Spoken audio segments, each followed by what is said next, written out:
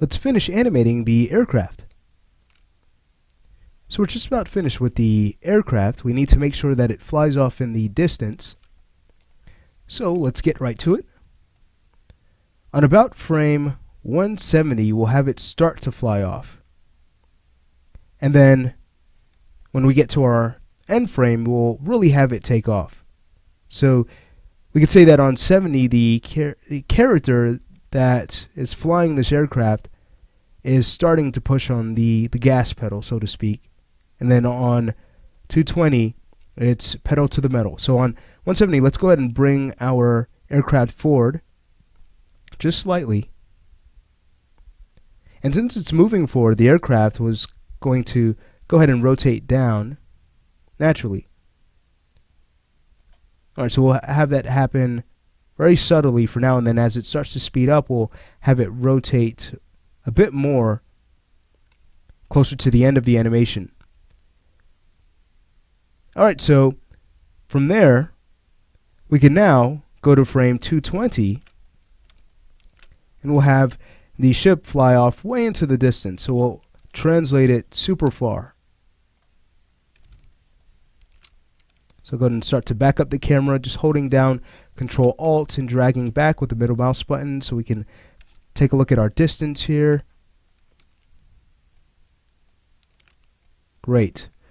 We might need to move it further than that, but let's go ahead and see what this does. We'll play the animation back so the aircraft flies up, starts to take off, and then boom, flies away very quickly. Really nice. If you like, you can have it move even further forward. But I think that's going to work. Again, we could go ahead and play back the animation to test this out. Alright, very nice. Now, remember, as it starts to fly away faster, we can have it rotate down a little bit more for the force at which it's flying away. So we're just going to go ahead and rotate it on 190 just a bit more down, so it's noticeable but not too far down, because then it'll probably go into infinite space or wherever is the lower point of the fueling station. We don't want that to happen. We want him to fly forward wherever his destination is. We want him to get there. Alright, so let's go ahead and hit play. So he flies up and then starts to fly off quickly. Alright, so what we could do now is adjust the timing on frame 220 so it really looks like he's taking off. If we were to go ahead and right click and grab the curve editor and focus in on our forward axis, which we know to be the X, if we go to the position X, you can see exactly why the aircraft seems to slow down, and that's simply because of this keyframe on 20 having a flat tangency. So we have a few ways we can fix this. We can always set the keyframe to linear, and that is going to cause the ship to start speeding up and move at a constant speed by the time we get to 220. So let's go ahead and take a look at that. Go ahead and play the animation back. Alright, great.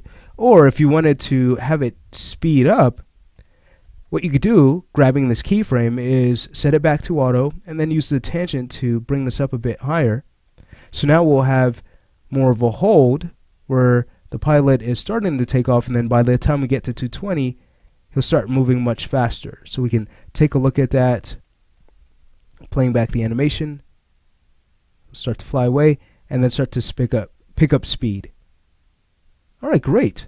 So that's nice. I think we'll go ahead and leave it like that. Alright, so now it's time to add more finesse. So what we want to do here is offset our translate X to break up this linearity we have at the beginning of the animation where the aircraft just moves up without moving forward. Okay, so it's going to move forward just slightly as it moves up, and that's what we want to fix here. So we could use our curve editor to do that. Again, it's very useful. This curve editor will help us to get our work done much faster and make it look much nicer. Alright, so what we'll want to do is to make sure that this key on 170 is brought down a little bit more. We could also make sure that we do that on 140, just to make sure that we break up this linear line we see from 70 all the way down to 140 here. We're going to go ahead and bring down 170. Even though it's brought down slightly, we could zoom in holding down Alt and Control and dragging with the middle mouse button. We can see it's brought down slightly, but we'll want to bring it down a little bit more so that we don't run into that same flat line that we have on 0 to 70. We don't want to run into that same problem with 140 and 170. So let's go in and grab our keys here from 140 to 170. We'll hold down Control and we'll just drag them down just slightly. You can see that as we do, Max will start to update the animation. Alright, so you can see that the ship moves up and it flies forwards slowly, and then it'll start to take off. Alright, great. So let's go ahead and play this back. Let's make sure we like what we see. Great. Alright, so that's looking nice already. Now, another thing we could do is make sure that there's an arc. Arcs should exist in animation. They're natural. So we need to make sure that there's an arc as the ship, as it flies up. We could have it arc down just slightly, just so that it doesn't look so robotic as it lifts up and then starts to take off. So on 160, we could go there and just translate our ship down slightly. Now, when we do that, yes, we have an arc, but we've also created more position keys. We created a key in the X and Y. That's how Max works. It's going to go ahead and create a keyframe in every position track. Same thing goes for rotation. If we rotate in just one axis, we're going to have keys in all axes, and that's just to make sure that we have that pose saved. So I really like that, but that means that we'll just need to go to our curve editor and clean up the keys that we don't want. So since we translated the ship down in the Z-axis, we could go to our X-axis, take the keyframe on 160 here, go ahead and zoom in closer here to it, and we don't need it, so let's go ahead and press the delete key to remove it, smooth out the animation a bit. We'll do the same thing for our position Y-axis. We'll just go in and delete that key on 160. Alright, so now our ship is going to move down slightly and then move back up by the time we get to 170. And since when we get to 170, all of the keys we've set on 170, they're essentially just happening at the same time, and what we want to do is kind of offset our translate X axis just slightly there so that the ship doesn't move up so fast, so we have something smoother when it arcs back up. What we can do is move back to our curve editor, go back to the translate X channel, and we can go ahead and take this key on 170 and delay it just a few frames if we like. So we could hold down Control and just drag just a few frames over, let's say to about 175. So now, when we play back the animation, again, as the ship arcs down and then comes back up, everything's not happening at the same time. So that's one option. If you didn't like that, another choice you have is to simply go in, take the key here on 175 and delete it. And then you could go in and adjust the tangency on 140 so that we have something closer to what we had on 170 to kind of smooth things out a bit more. So here's an example of where we can optimize our function curve while still getting the look we'd like to see in our animation. So when we play this back, here's what we end up with. We still have that arcing action, and then the ship flies off, and we have something that looks smoother. Very nice. Alright, so let's go ahead and talk about rotation now. It'd be nice to have the ship kind of tilt a bit as it starts to fly up. Just like in our idle where we added a bit of rotation, a bit of tilting, let's do the same here so that we can truly make this aircraft look realistic as it moves. Alright, so as the ship starts to take off, what we can do is start to add some rotation on frame 84, where we kind of rotate it slightly in one direction, let's say to our right. Not much. Great, so as it starts to lift up, it's starting to tilt, and then it's going to sway back in the opposite direction, so we could have that happen just a few frames after, let's say on 102. Rotate it in the opposite direction. Great. And now we could have it rotate back just to kind of start balancing out and settling. We could have that happen on 116, where we rotate it to our right a bit more, not straightening it up just yet. We'll rely on our takeoff key to do that. And then you'll see that when we finally get to the takeoff key, it starts to balance itself.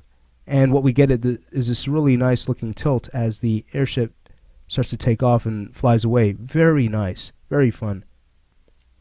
Okay. So next, let's go ahead and take a look at our turbines. This is essentially the last thing we need to do to finish up here. It'd be nice to have them swivel. We have the control to do that. So let's go ahead and make sure that when the pilot turns on the engines that the turbines adjust a bit, and then they'll start to rotate as they need in order for our airship to take off naturally. Alright, so what we'll do is right here on about frame 10, this is where the animation starts. We should go ahead and create swivel keys because the engines have not turned on yet. So we'll hold down shift and right click on our on our right and left swivel channels. Now when the engines turn on frame 20, just a few frames after, let's go ahead and start adjusting the swivel. So we'll go ahead and adjust it to bring the fan back. We go ahead and do the same thing on the left side. Just go ahead and bring that back. Great. And I'm using the same values. We could always offset things if we need to. Alright, so now let's go ahead and have them rotate forward just to kind of start balancing out. And we could have that happen on 30. So we'll go back to our swivel channel and we'll go ahead and rotate the fans forward. Great. If you like your values to match mine, we could always work with about negative 0.2. So I'll do that for both channels. Great. And now we can have them rotate back again. They're still balancing out. So a few frames after, on about 43, don't want this to happen too quickly, nor do we want it to happen too slowly. So just need to find that happy frame, if you will, to make sure that this looks right. And it's gradually coming to a stop, so we don't want it to rotate back too much. So I'm using about 0.15 on the right swivel, so we could use that same value for the left, 0.15. Great. Just about done with this. Alright, so now we're going to have it start to straighten out a bit when we get to 55, just about 10 frames after or so. So on 55, let's go ahead and zero out our swivel channels. Great. Excellent, so this is looking nice. So now the ship's starting to take off. And let's go ahead and see how this is all coming together. Just taking a look at the fans. Alright, so this is looking really nice. Now, since it's starting to just fly up, we can leave the turbines straightened out, but then what we'll want to do is have them start to rotate forward, since the ship is flying forward. So let's say we make sure we have a key that exists on 140, so we most certainly have the keyframes we need to lock in this pose. So now we could go to 147, just a few frames after, and have the fans start to point forward a bit more. So I'm using about a value of negative 0.8. I'm going to use that for both channels. And then we can go ahead and create a cushion key where they move back a bit for a bit of recoil. And we could have that key exist just a few frames after on about 155. So we'll just go ahead and bring them back just slightly, not much. Just going to just bring them back maybe to about negative 0.5. Alright, great. So now what we'll want is as the ship starts to really fly away, we're going to want them to rotate forward a bit more. Alright, so when we get to about 170, we could go in and rotate the turbines forward some more. So I'll go to about a value of negative 1.9. Alright, great. So this is actually negative 0.9. Might have said negative 1.9. Really depends on what you'd like to see, but I'm going to stick with negative 0.9. And I think that's going to work out great. So we have animated our aircraft to fly off. Let's go ahead and play this back and take a look. So you can see that the engines start up, and then our fans kick in, and it really helps to sell this animation. It really helps to make the aircraft feel as if it's truly taking off. So we've learned some really fun animation techniques to have this happen. So guess what? It's now time to add a shot camera, and we'll do that in the following lesson.